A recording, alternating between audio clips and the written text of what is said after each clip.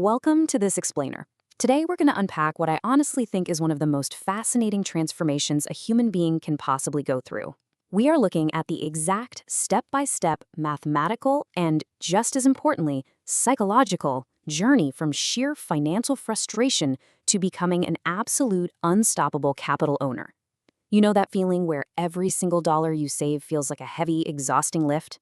We're going to map out the exact route from that painful starting point to the level where your money is literally working way harder than you are.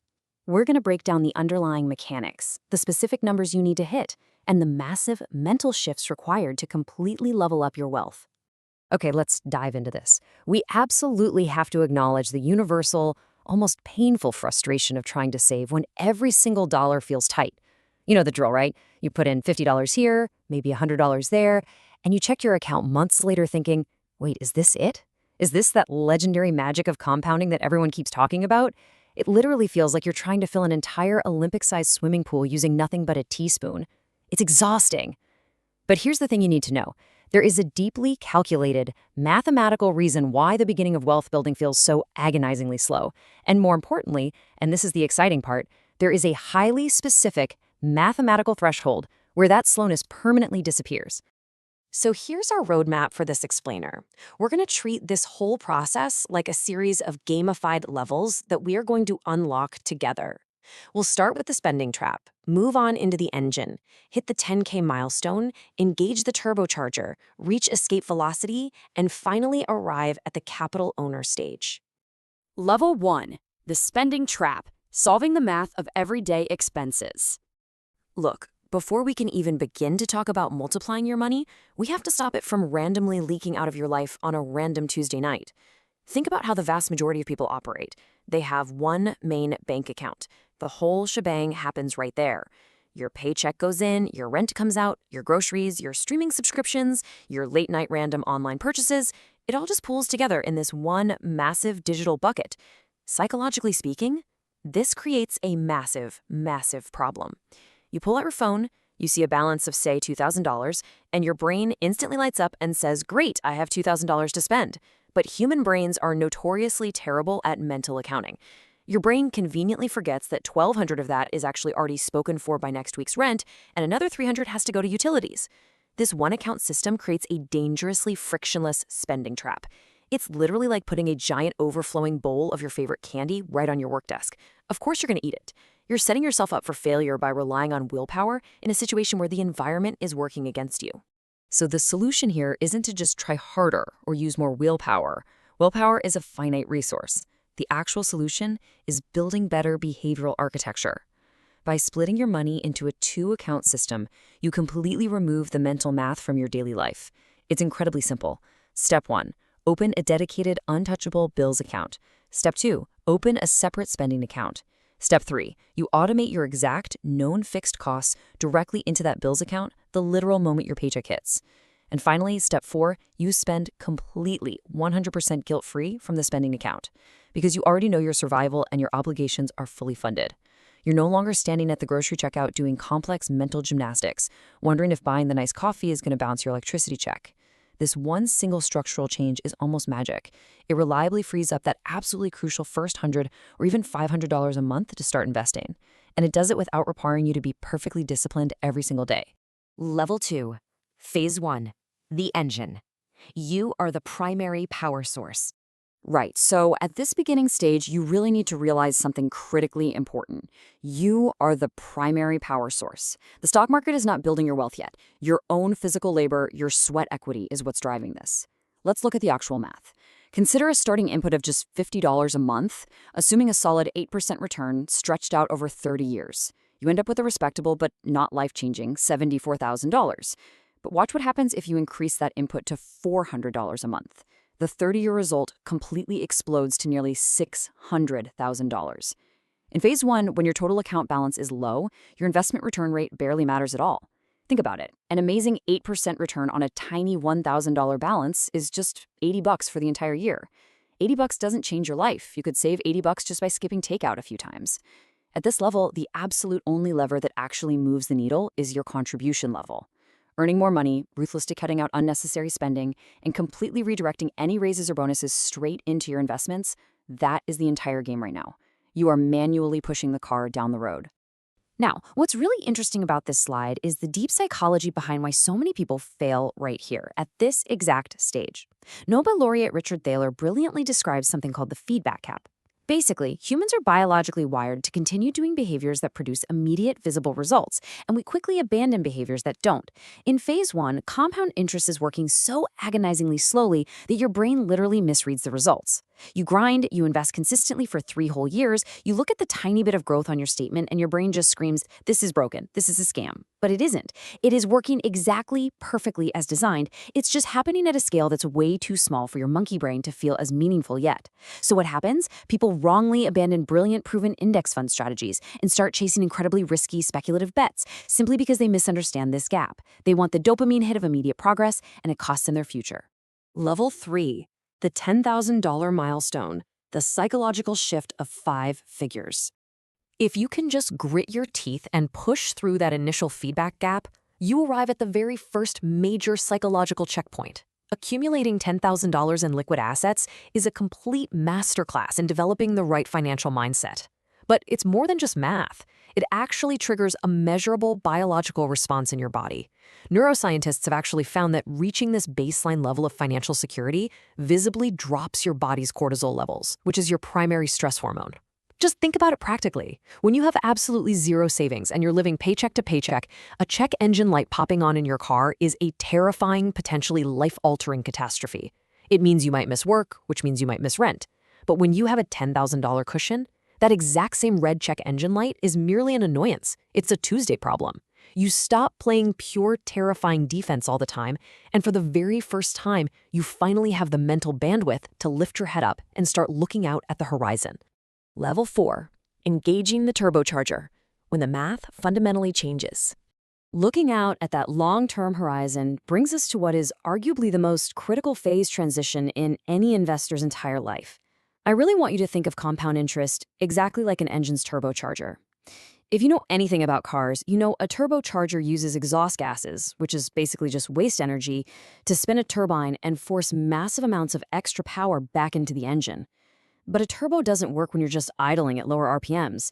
It needs enough exhaust pressure to actually spool up and engage. In your financial life, that magical pressure threshold almost universally hits right around the $100,000 mark.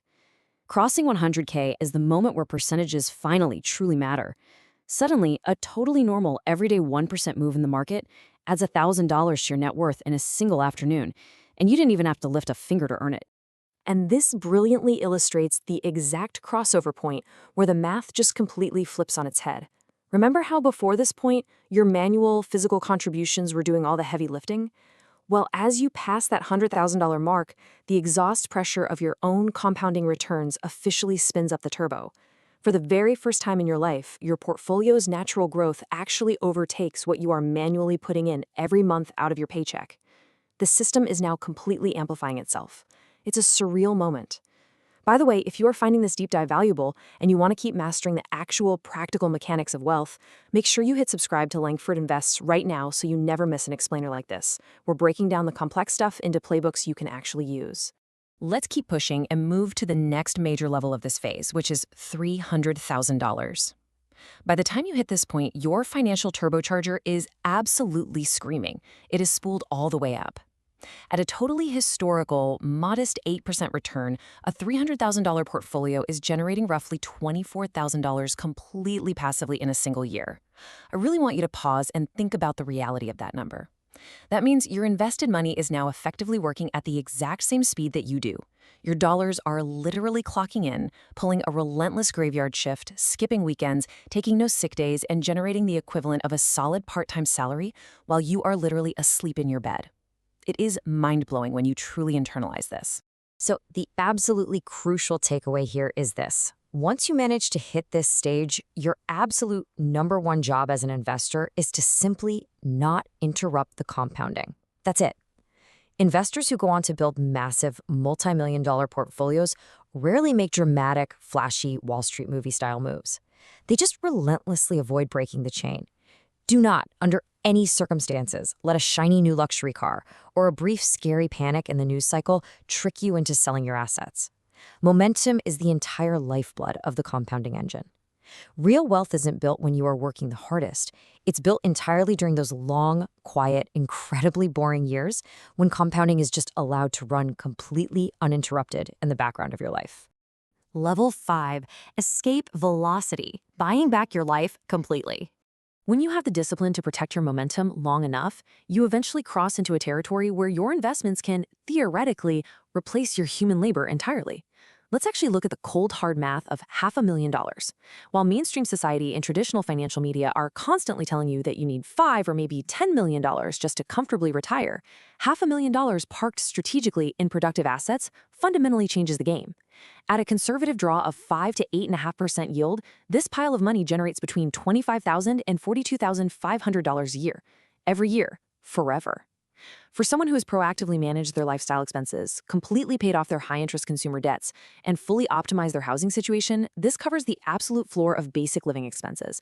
It buys your groceries, pays the lights, and keeps a roof over your head. You aren't desperately chipping away at the principal balance, you are just comfortably surfing the interest waves that your capital generates. Reaching this level absolutely forces a profound realization about what money actually is. You see, the typical consumer brain is trained to picture wealth as just massive piles of stuff. Fleets of supercars, giant walk-in closets, ridiculously expensive dinners on Instagram. It treats wealth exactly like a bathtub. You turn on the faucet of your income, you fill the tub up, and then you just slowly drain it by buying things until it's empty and you have to work again. But the investor brain? The investor brain knows that real wealth is actually just piles of options. Having this capital is the ultimate ability to say no to a toxic boss. It's the freedom to take a random month off to care for a sick parent without a single moment of financial panic. It's the simple joy of being able to sleep on a Tuesday without setting an alarm clock. You have officially transitioned from simply earning a living to actually owning a living. Level 6. The final boss. The capital owner. From playing offense to playing defense. Crossing the legendary 7-figure mark fundamentally rewires an investor's entire worldview. When you finally hit $1 million invested, the sheer, undeniable mathematics of scale permanently alter your psychology. Let's compare. At a $20,000 portfolio, a 10% market drop costs you $2,000. I mean, sure, it stings a bit, but you can mentally recover from that pretty quickly. But at $1 million, that exact same routine 10% market correction suddenly vaporizes $100,000 of your net worth in a matter of days. That visceral shock forces an immediate, necessary shift from aggressive, pedal-to-the-metal accumulation to highly strategic wealth protection. You basically stop trying to get rich because you already are, and you focus almost entirely on making sure you absolutely don't lose the empire you have already spent years building. Because of this massive shift in scale, capital owners navigate the financial world using a completely different language than everyone else. They stop asking how much did this make and start looking strictly at risk-adjusted returns, meaning how much downside risk did I have to expose myself to in order to make that gain. Advanced strategies like tax loss harvesting become meticulous everyday tools. It's basically the art of strategically selling your losing investments to cleverly offset the taxes you owe on your big winners, turning financial lemons into highly profitable lemonade. And arguably the most fascinating shift, market crashes completely stop feeling like the apocalypse and instead start feeling like Black Friday clearance sales. Because they have such a massive, secure base of capital, they have the dry powder and the firepower to swoop in and scoop up deeply discounted, world-class assets while the rest of the world is completely panicking. And ultimately, at this elite level, time completely outvalues income. A capital owner will happily, instantly turn down a massively higher-paying job or a lucrative deal just to protect their peace of mind, because their basic survival needs already run completely on autopilot. Which finally brings us to the ultimate, unavoidable question you really have to ask yourself today. Are you spending your life building a pile of stuff that's just going to rust and depreciate, or are you building an unstoppable army of options for your future self? The math isn't a secret. It's sitting right there, completely available, just waiting for you to use it. The absolute best move you can make right now, the moment this explainer ends, is to take your very next raise, or that freed-up car payment from the loan you just finished off, and immediately redirect it straight into your investment engine before your lifestyle even has a second to realize it's there. Force that phase transition in your own life. Build the turbocharger. Have the patience to let the math do the heavy lifting for you, and then go out and literally buy back your freedom. Thanks for watching. If this gave you a new way to think about your wealth, subscribe to Langford Invests. Leave a comment below with the one savings move you're making this year, and I'll see you in the next one.